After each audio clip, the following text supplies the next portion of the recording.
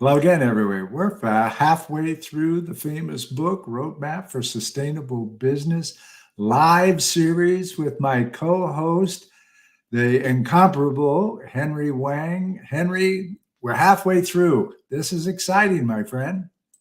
Yeah, thank you, Terry. And it's great co-hosting this international podcast with you. And I'm glad that this is receiving global attention.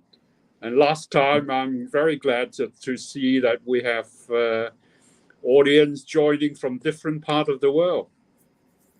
Yes, it's delightful. I've said this, ladies and gentlemen, a couple of times, and I'm saying it regularly because it's pertinent. I picked up this book, and I probably didn't get halfway through the first chapter when I reached out to Henry and I said, "You have something fabulous here. Let's talk about this. Let's do a series of lives." And that conversation turned into our live series. This has been fun, very informative. And it's because I'm co-hosting the thing, I've got to read this word for word because I got to know something about it rather than just skim through. But very well, and ladies and gentlemen, most of you out there probably do too. Climate is a big thing. You don't get climate right, none of the SDGs are are meaningful. Okay, the end of the human species is the result of not getting a hold of climate control. And we are the smartest, highest evolved species in the history of Earth. And we have the ability to control it. And ladies and gentlemen, talking about it is going to get in here because you can say something 100 times. The 101st time the person hears it will go, "I get it." Right? And that's what this is all about. This week, chapter 5, halfway through, this is exciting. We're going to talk about the corporate strategy and what the developments are by sector. Henry, why don't you start us out by explaining what the sector organization is and how that works? And then let's dive into what corporate strategies is going on out there, according to your book. Yeah, thank you, Terry. I think that's a good place to start, and really to show how important climate change is now taken as a best business priority by all the corporate sector. A very good example is that in COP26, 1,000 CEOs from different companies around the world, leading companies around the world, all make publicly announcements about the high priority they are now putting climate change in their corporate strategies. And they announced their commitment to achieve carbon neutrality by 2050. So the attention by the corporate world on climate change is certainly increasing, and many companies are now developing their new carbon neutrality plans and net zero strategies as part of their corporate strategy development, and to meet their commitment of the Paris Agreement. Very good, very good.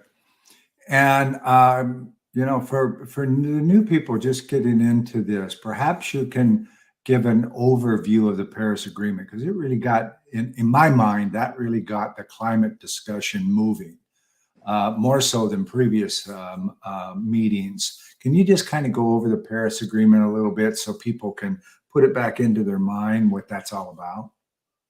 Yeah, the Paris Agreement was really a landmark international climate agreement that was signed after the COP meeting they held in Paris. And over 100 different countries around the world. They had really difficult negotiations. But in the end, they were able to reach agreement that they will all work together to try to achieve carbon neutrality and net zero emissions by 2050 or 2060, so that they can try to aspire to control the temperature rise around the world to less than 1.5 degrees C, or 2 degrees C. And there's a lot of details being worked on in the follow-up COP, like in COP26 in Glasgow, where they were able to debate the different plans and things like that. And looking ahead to the COP28 that they're going to hold in the UAE and in Dubai later on this year, all the different countries will be presenting their new climate action plans for experts and other countries to evaluate, to see if they are able to meet their commitments as given in the Paris Agreement. Right. Delightful. So let's dive in and talk about a little corporate strategy and how that's working by the various sectors. Can you kind of walk through that? How you organize that? What were your thoughts? Because you're really breaking it down into almost a schematic. Who's doing what, and what do those sectors mean, right?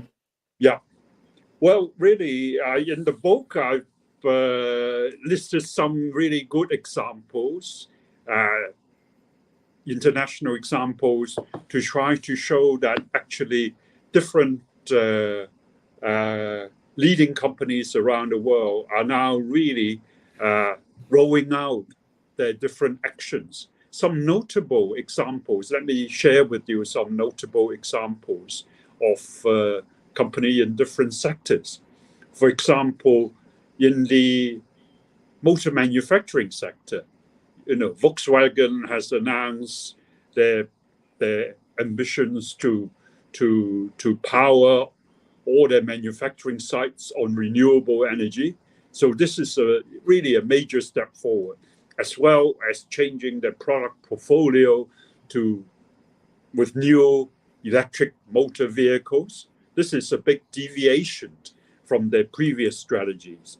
And they are really going into making big investments in electric vehicles and net zero emission vehicles.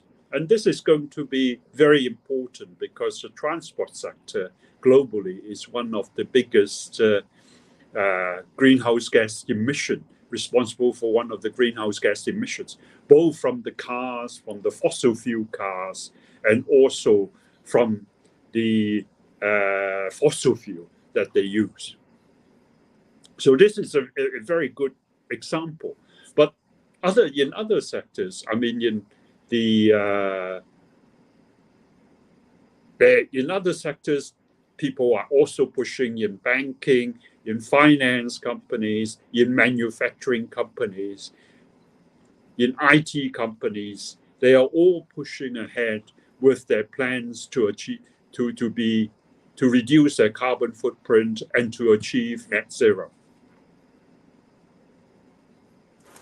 Yeah, ladies and gentlemen, the simple thing to do is just shut off all fossil fuels, oil plants, coal, all those kinds of things. But reality is you can't be done. Number one, it's going to crash the economic stability of the world.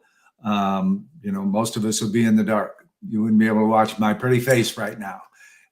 There's a lot of things that have to happen like dominoes in order for the end result to happen.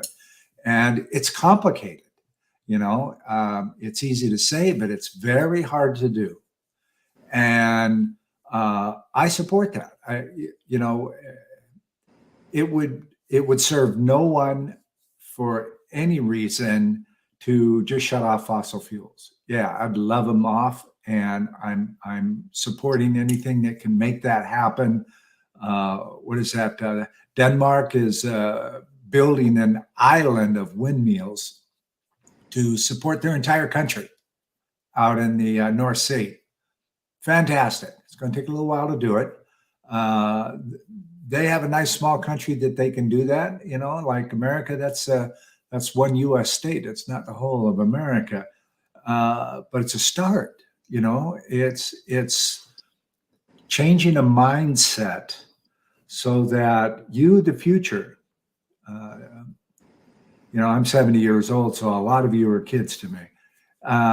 But you have the ability and the power to change everything in the future, and that's with your currency, that's with your vote for your country to put in place those people that support your beliefs and support this whole world. This is no longer about Asheville, North Carolina, or Hong Kong. We're talking about the entire world, 8 billion people, okay, of which 3/4 of them, if we don't get this climate change done, are in danger of their own livelihoods, certainly, but their lives. You know, the great majority of the people of the world live along the coastlines of the world. And those coastlines are the water's raising at a very high rate. And these people don't know where to go. They don't have anywhere to go. You know, there's places in Indonesia, ladies and gentlemen, where people are still living in their shacks in a foot of water. There is no floor in their place anymore. It's water, okay? Because they have nowhere to go. They don't know anything else, you know?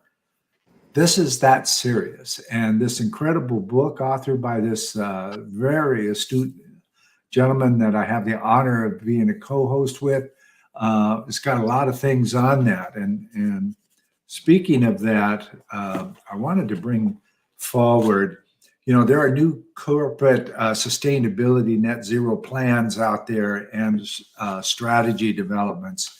Maybe you can talk about that a little bit. That's kind of the good side of all of this quest we're on for climate change. I like this part.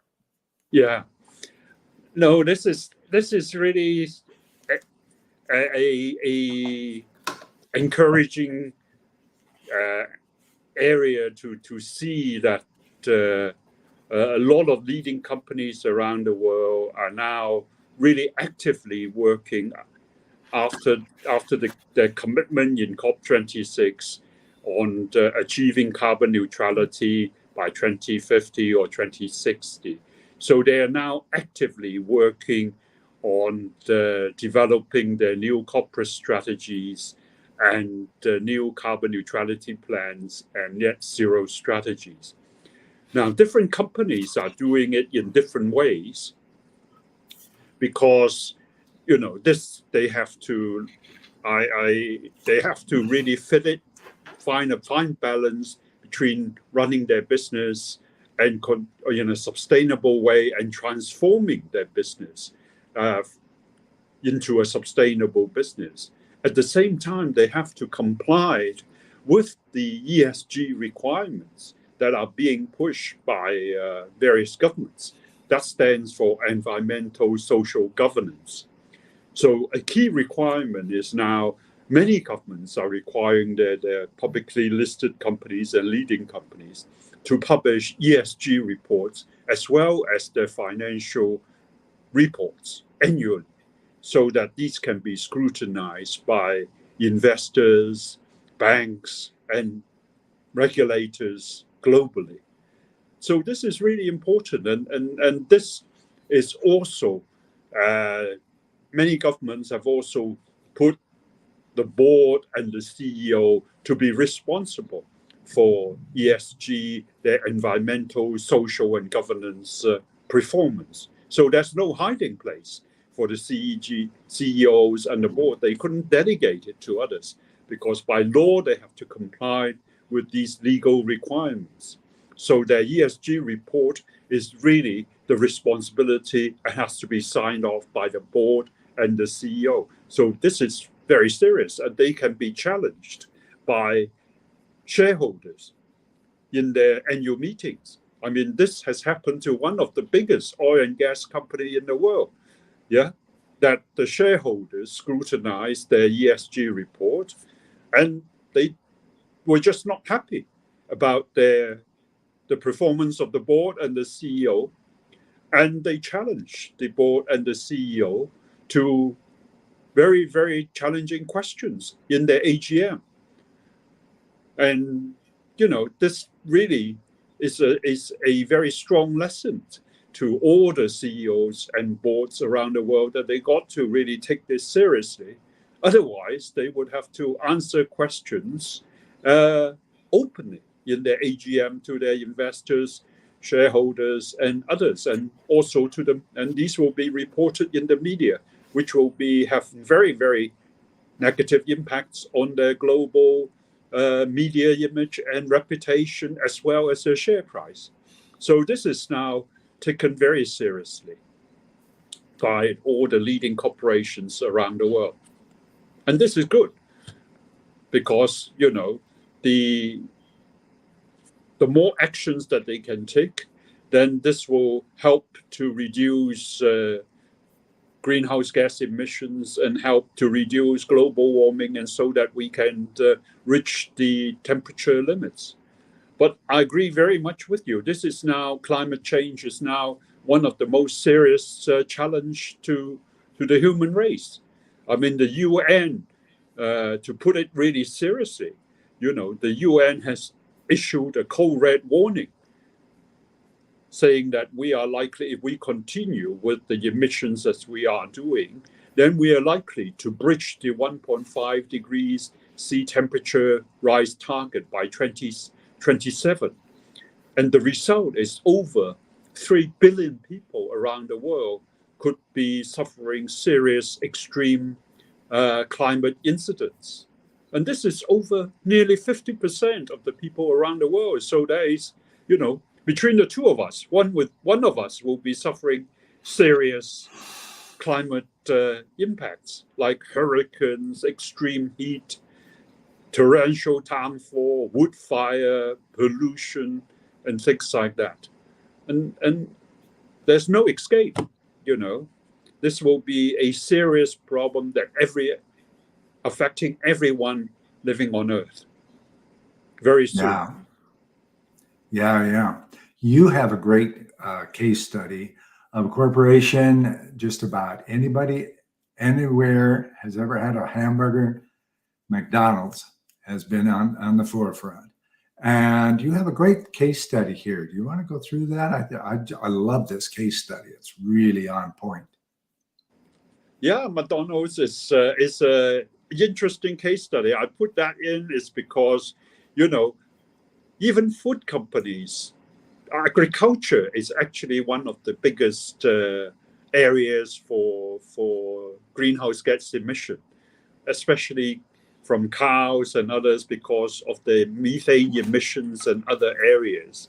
And I'm glad to in my research to find out that various food companies, including some of the leading ones, like McDonald's, are already now pushing ahead with sustainable climate plans to reduce their carbon footprints and net zero emissions. And I think this is something that will be welcomed by their customers. I mean, they are pushing ahead in their plans. They're going to diversify their menu. They're going to push ahead with vegetarian menus. They're going to diversify into fish and other areas. And I think this is very good. And also because their customers are also a really wide cross-section. I mean, we all know, you and I, we are all grandparents, and we all know how children love their menus, So I think this is good also to start teaching the younger generation to start eat healthily and sustainably from a very young age. Yeah. Yeah, absolutely. Let's talk about oil and gas a little bit here and the company's net zero strategy overviews. You have some interesting thoughts on that. Can you expand on that for me? Yeah, and this is a important area. This is a very, very major important area because fossil fuel is responsible for the majority of greenhouse gas emissions globally. And a lot of oil and gas companies have recognized that they need to work actively on this.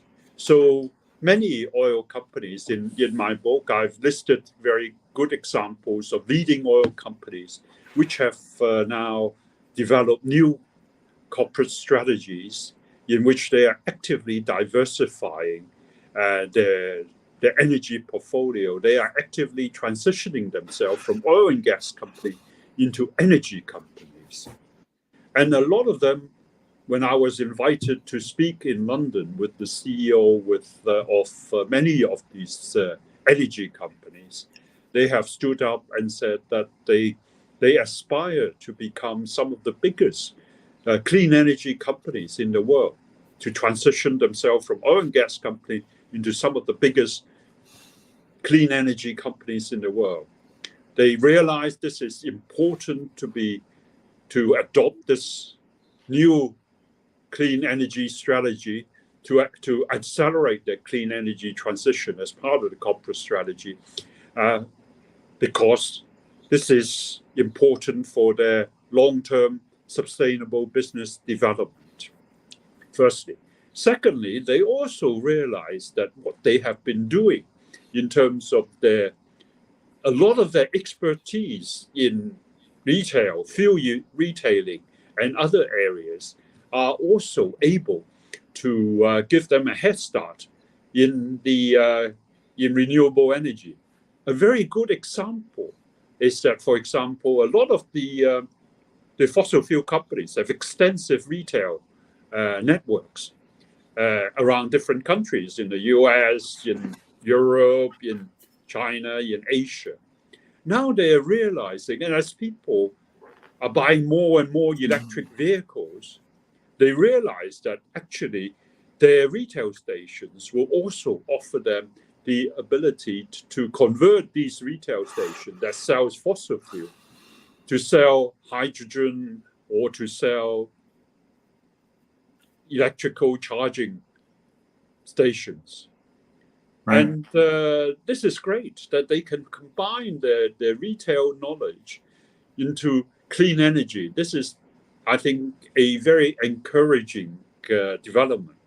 Another area is that another very important area is they realize in upstream, in the offshore exploration and production, oil and gas exploration production, they have a lot of expertise in offshore platforms. And like you mentioned, Terry, allow now with the interest in renewable, offshore wind is now a lot of innovations and new technology being developed for offshore wind generation. And people have now realized that there has been major innovations and cost reductions in offshore wind cost generation, to the extent that the power generated by offshore wind on offshore platforms are now cost competitive to fossil power generated by fossil fuels. So this is great. Now that they can also convert some of the offshore platforms which they have in the past used for offshore drilling, for oil and gas.